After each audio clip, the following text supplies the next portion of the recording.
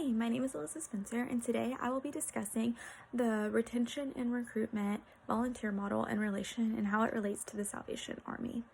So first, I would like to give a little bit of background information and discuss what the Salvation Army means to me and why I chose that nonprofit organization as the one for my project.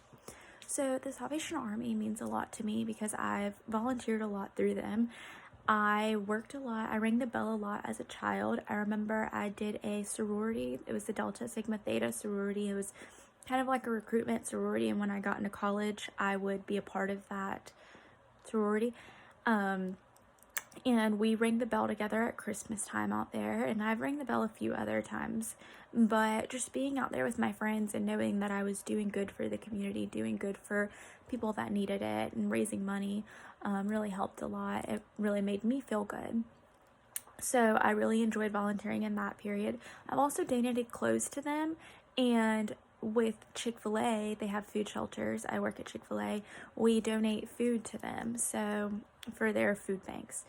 So, and I've also had some canned goods and some non-perishables that we've donated to their food goods as well, to their food banks as well through other organizations like my church and stuff like that. So Salvation Army is very prevalent in my community, and it means a lot to me. And I know that a lot of people have come in contact with the Salvation Army. For example, my brother, he's had some issues in his life and he stayed in the food banks. So just seeing the good that the Salvation Army does for other people and how it is impactful is the reason that I chose that nonprofit organization. So today I will be discussing how to recruit and retain members and how it relates to the Salvation Army. I focused more on recruiting and retaining members for nonprofit organizations as a whole, more than just the Salvation Army. I did use the Salvation Army as a basis, but I think that recruiting and retaining members for nonprofit organizations as a whole is vital because volunteers are what keeps nonprofit organizations running. So there are a few things that I said that would help recruit and retain members.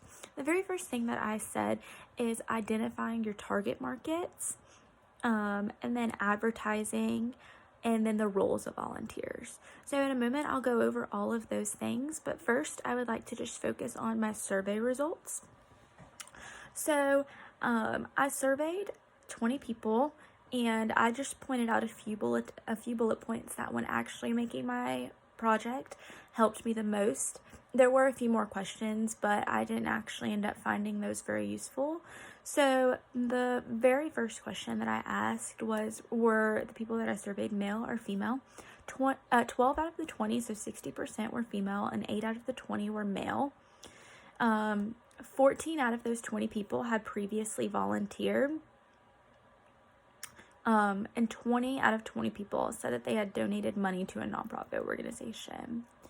So 2 out of the 14 that said that they had previously volunteered consistently volunteer. And 8 out of those said that when they volunteered, they were students at the time. And then about 2 were part-time or full-time when they volunteered, and the rest were students. And then 12 of them consistently volunteer. So going on, now I'll focus on the target markets that I referred to earlier. So when doing my project, I established 2 main target markets. The main market for people that volunteer are middle-aged women ages 35 to 54. So, and then the other market that I wanted to focus on were the young male adults, so ages 20 to 24. Those were the least likely to volunteer. So I focused on both the high and the low, so the people that were most likely to volunteer and the people that were least likely to volunteer. And I did that because I wanted to show exactly what these middle-aged women enjoy doing in volunteering and still how you could encourage more middle-aged women to volunteer. And I focused on the young males and what needed to be done to help them gain interest in volunteering. So a few of those things I discussed, for the target markets, I initially discussed almost how you could reach them. So middle-aged women typically have children, and in my paper I pulled the number of children how many women have children. It was ages like 15 to 50, I believe, have children. And I said that so the way that you could reach some of these women and reach more of them is by maybe posting bulletins in the children's schools and stuff like that. And so for the young adult males, I said possibly ways that you could reach them are through schools, through colleges, through sports. Many males do sports, through band and stuff like that. Most young males have instruments, maybe at the car dealerships or at, car places that young males typically go and middle-aged women typically go. I feel like those are the best places that you could reach and market towards them. So building off of the concept of marketing, my next point was advertising.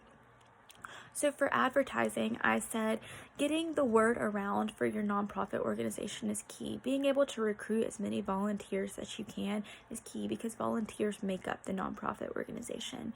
So I brought up a few ways that could help with the advertising. I said word of mouth, social media, bulletins, and telemarketing. So the main one that I focused on in my paper was word of mouth. I used the idea of missionaries for churches and how missionaries are able to reach so many people, and they're solely telling people their experiences and their beliefs with Jesus. The same concept could be used with these people that are volunteering. They could tell other people about their experience volunteering, how much it helps, the impact that they feel like they've made on the community. I feel like that would help other people, help inspire other people most to do the same things that they are doing. So the last thing that I brought up in my paper, the last point that I made to retaining and recruiting volunteers was the volunteer roles. This mainly focuses on the retaining volunteers aspect. So I've brought up the point in my paper that when people are passionate about what they are doing, they tend to do it better. So I feel like volunteer roles should be designed to spark people's interest and should be designed around people's interests and how their interests could help the overall mission of a nonprofit organization. So I said that I focused in this part of the paper about how the roles could be suited for target groups of people.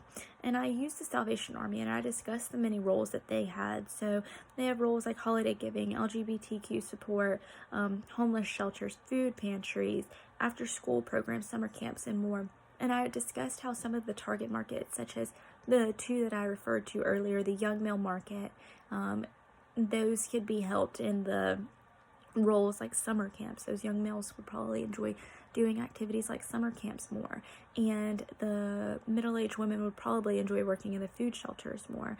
I use those roles to talk about those markets, and I think that many other nonprofit organizations would profit and succeed by making roles that suit the people that they are trying to recruit, the volunteers that they are trying to recruit. So just to wrap up and just give an overall general idea of everything that I wrote my paper on, I just pretty much said that it is important for nonprofit organizations to focus on who they're trying to recruit, ways they need to recruit them, and how to keep them engaged. So that just goes along with the concept of the target markets, the advertising, and the volunteer roles. If all three of those things are met, then I definitely believe that recruiting and retaining volunteers, especially in the Salvation Army, will be successful and these needs will be met. Thank you for your time.